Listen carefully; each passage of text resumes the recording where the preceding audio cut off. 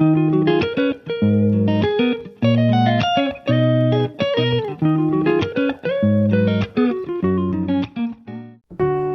और हाबिल की कहानी बाइबल की उत्पत्ति 4 में पाई जाती है। इसे अक्सर मानव इतिहास की पहली हत्या के रूप में देखा जाता है और इसमें ईर्ष्या, पाप और दिव्य न्याय के बारे में गहरे नैतिक और आध्यात्मिक सबक निहित हैं। आदम और हव्वा अदन की वाटिका से निकाले जाने के बाद 2 पुत्रों के माता-पिता बने कैन और हाबिल। कैन किसान बना और भूमि पर खेती करता था, जबकि हाबिल चरवाहा बना और पशुओं की देखभाल करता था। दोनों भाइयों ने परमेश्वर को भेंट चढ़ाने का निर्णय किया। कैन ने अपनी फसलों की उपज का कुछ हिस्सा चढ़ाया, जबकि हाबिल ने अपने झुंड के पहलौठे पशुओं के सर्वोत्तम भाग चढ़ाया। परमेश्वर ने हाबिल की भेंट को स्वीकार किया, लेकिन कैन की भेंट को अस्वीकार कर दिया।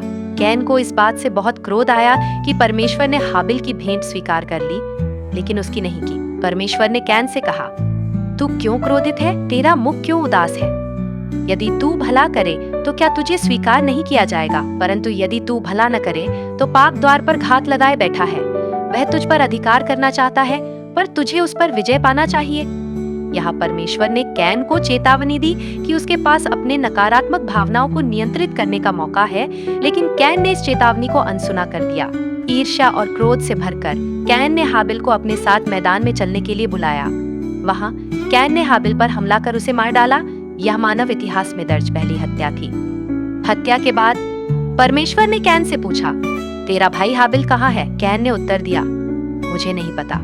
क्या मैं अपने भाई का रखवाला हूँ? लेकिन परमेश्वर सब जानता था और उसने कहा, तूने क्या किया? सुन, तेरे भाई का लहू धरती से मुझे पुकार रहा है। कैन के इस पाप के परिणाम स्वरूप परमेश्वर ने उसे श्राप दिया कि अब वह भूमि पर खेती नहीं कर पाएगा। धरती उसके लिए फसल नहीं उगाएगी। वह धरती पर एक भगोड़ा बनकर भटकेगा। यह दंड कैन के लिए बहुत कठोर था, क्योंकि खेती उसकी पहचान और आजीविका थी। कैन को अपने दंड की गंभीरता का एहसास हुआ और उसे डर लगने लगा कि अब लोग उसे मार देंगे। लेकिन परमेश्वर ने उस पर दया दिखाते हुए उसके ऊपर एक निशान लगा दिया ताकि कोई उसे न मारे।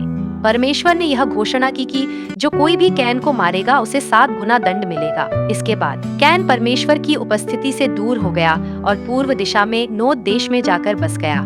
वहीं उसने एक परिवार बसाया और उसके वंशजों ने नगरों का निर्माण किया और सभ्यता को विभिन्न रूपों में आगे बढ़ाया।